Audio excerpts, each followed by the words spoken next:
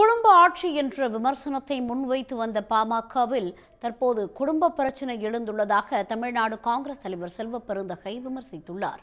மறைந்த முன்னாள் பிரதமர் மன்மோகன் சிங்கிற்கு அஞ்சலி செலுத்தும் வகையில் தமிழ்நாடு காங்கிரஸ் சார்பில் மௌன ஊர்வலம் நடைபெற்றது. சென்னை அண்ணா சாலையில் உள்ள வெலிங்டன் பிளாசா அருகில் தொடங்கிய ஊர்வலம் சத்தியமூர்த்தி பவனில் நிறைவடைந்தது. அங்கு நடைபெற்ற இரங்கல் கூட்டத்தில் ஆர்.எஸ். பாரதி, முத்தரசன், கே. பாலகிருஷ்ணன் உள்ளிட்ட இந்தியா கூட்டணி தலைவர்கள் கலந்து கொண்டனர்.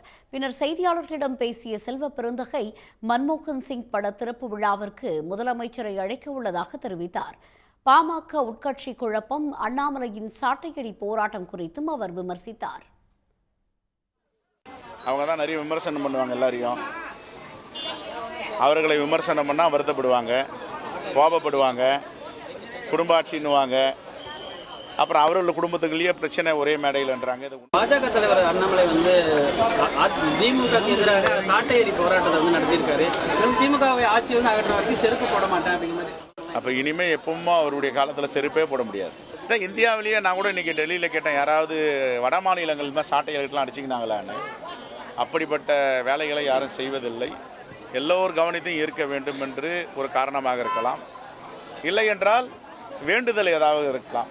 அது எந்த சாட்டை என்று பார்க்க வேண்டும். பஞ்சு சாட்டையா, நார் சாட்டையா, அல்லது உண்மையிலே அடித்துக் கொள்ளுகிற அந்த சாட்டையா என்று. திமுக அமைப்பு செயலாளர் ஆர்.எஸ். பாரதி செய்தியாளர்களை சந்தித்த போது கடந்த காலங்களில் குடும்ப அரசியல் குறித்து பாமக விமர்சித்தது தொடர்பாக கேள்வி எழுப்பப்பட்டது. ஒரு விரலை நீட்டி விமர்சனம் செய்தால் மற்ற 3 விரல்கள் நம்மை காட்டும் என்ற பழமொழியை சுட்டிக்காட்ட விரும்புவதாக கூறிய அவர், பிற கட்சியில் நடக்கும் உட்கட்சி மோதலை பற்றி தங்களுக்கு அக்கறை இல்லை என்றும் தெரிவித்தார்.